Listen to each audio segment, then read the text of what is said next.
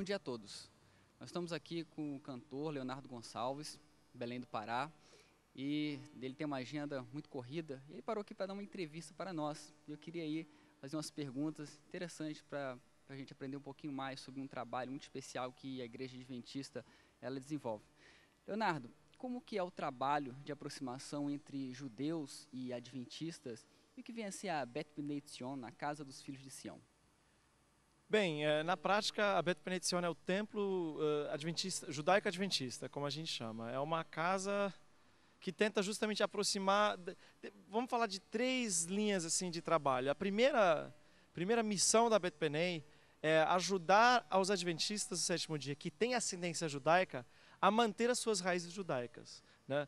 Por séculos, o cristianismo de maneira geral, por muito tempo, ele andou numa direção assim muito complicada. Não vou entrar aqui em juízo de valores, mas assim, a conversão muitas vezes ela se igualava a uma ocidentalização, a uma adaptação à cultura ocidental. Então, para você se tornar cristão, não bastava você aceitar o Senhor Jesus Cristo como teu Salvador, mas você tinha que se tornar um mini europeu, por assim dizer. E por milênios, principalmente na época da colonização, inclusive do Brasil e das Américas, os cristãos trabalharam dessa maneira. Então, em 1996, a Igreja Mundial, a Conferência Geral, tomou a decisão de que deveríamos ter um trabalho especial de aproximação com os judeus. E o primeiro passo nesta aproximação é ajudar os adventistas que têm ascendência judaica a buscarem um contato mais íntimo com as suas raízes judaicas, que isso vai ajudar fundamentalmente na relação que esses adventistas vão ter com a sua família. Então, a primeira coisa, a Bet Bnei é um lugar para o adventista que tem ascendência judaica. Em segundo lugar, a Bet Bnei é um lugar para adventistas curiosos. Entendeu? A Bet Bnei tem 53, em São Paulo, que é a maior Bet Bnei aqui do Brasil, ela tem apenas 53 membros, mas a gente tem um fluxo de entre 120 a 150 pessoas por sábado.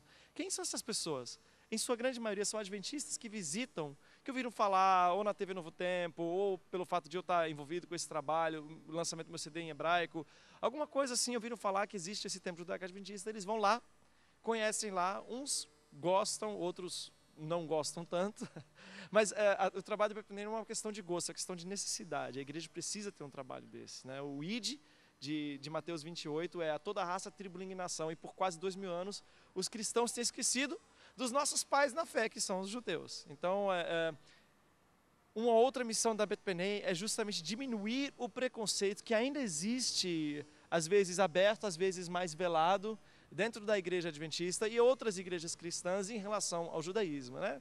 Você já ouviu histórias assim, os judeus mataram Jesus, foram amaldiçoados por causa disso, etc, etc. E teologicamente a igreja adventista não acredita dessa maneira, mas alguns membros ainda não compreendem direito essa parte da teologia adventista, e é um lugar também para você conhecer um pouco mais a respeito do que a igreja adventista pensa a respeito desse assunto com um pouco mais de profundidade.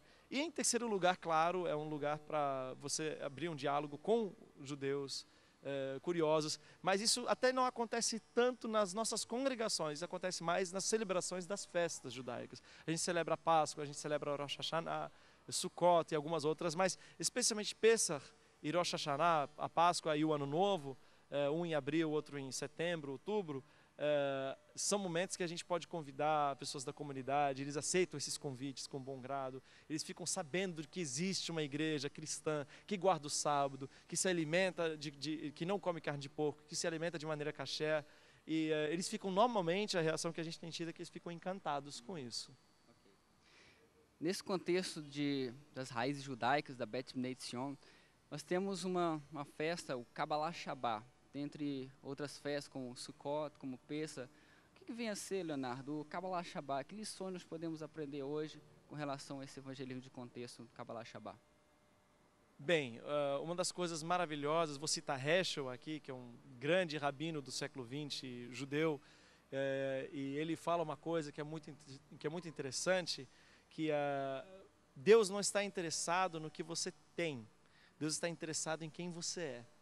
Se Deus estivesse interessado no que você tem, ele gostaria de ser adorado num lugar, num espaço físico, alguma coisa que tivesse a ver com as coisas físicas. Mas o que você tem não determina quem você é. Quem você é determinado por aquilo com que você passa o seu tempo. Então, por isso que Deus escolheu um dia da semana para você dedicar exclusivamente ao seu relacionamento com Ele, porque é neste tempo que Ele pode te influenciar e transformar você. Então, o Kabbalat Shabbat, ele é a celebração deste dia, do sábado, que foi reservado desde o momento da criação. Isso é uma coisa muito curiosa, né? Em 7 dias Deus criou, 6 dias Deus criou os céus e a terra, mas a criação só termina depois da criação do 7º dia. A semana tem 7 dias, nós temos 7 dias por semana. O mês é por causa do ciclo lunar. O ano é por causa do ciclo solar. Mas a semana, ela não tem nenhum fenômeno físico da física, da astrofísica, que possa explicar a semana. A única coisa que explica a semana é realmente a criação de Deus. E a celebração, o que a gente celebra no sábado? O que a gente celebra é a criação.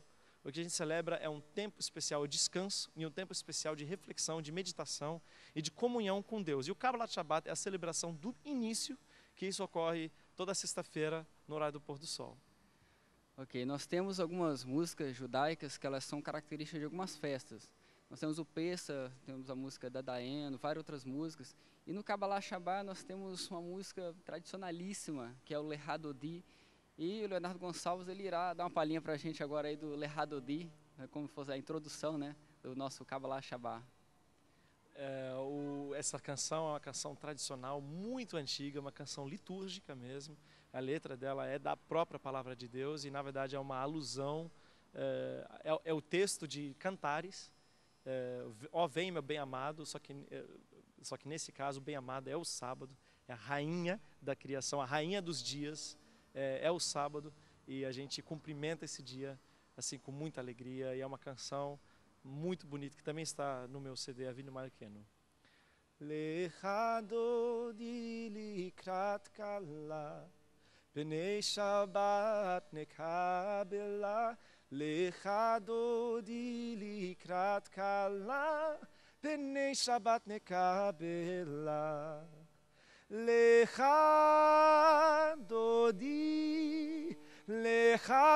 likrat kala Bnei Shabbat nekabela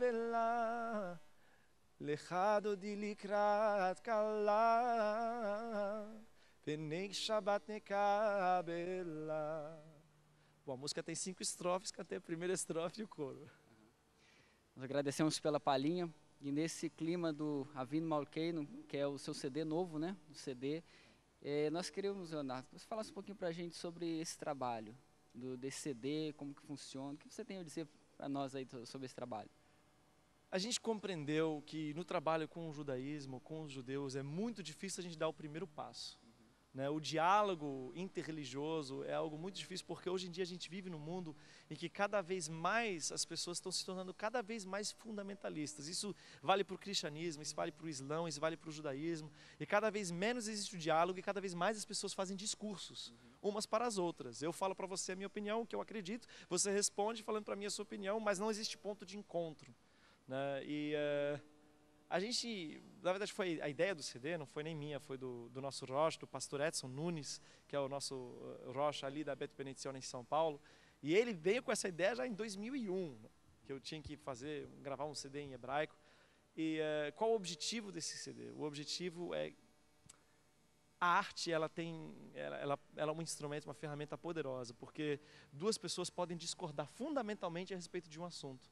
Mas quando elas ouvem uma música, quando elas contemplam talvez um quadro, qualquer outra manifestação artística, por mais que a gente não tenha nada a ver um com o outro, por mais que a gente discorde fundamentalmente, tenha opiniões diversas, opostas em relação ao mesmo assunto, nós podemos sentir a mesma coisa, porque nós dois somos seres humanos. Então quando você ouve uma canção, você sente uma coisa, ele sente uma coisa, o que a gente sente é parecido e criou uma ligação. E acho que a comunicação, o verdadeiro diálogo, ele parte menos das ideias e mais dessa ligação, da gente se enxergar como seres humanos, filhos de Deus, iguais. Né? E quando você cria essa base, o diálogo posterior, talvez, futuramente, o diálogo das ideias, o diálogo teológico, o diálogo religioso, ele seja possível. Hoje ainda não. E o CT tem justamente esse objetivo. Você que é adventista do 7º dia, você que é cristão, você que tem um amigo judeu, com quem você gostaria de tocar em algum assunto, mas você não sabe direito como, esse CD é uma excelente ferramenta. Você simplesmente comprar um, dar de presente.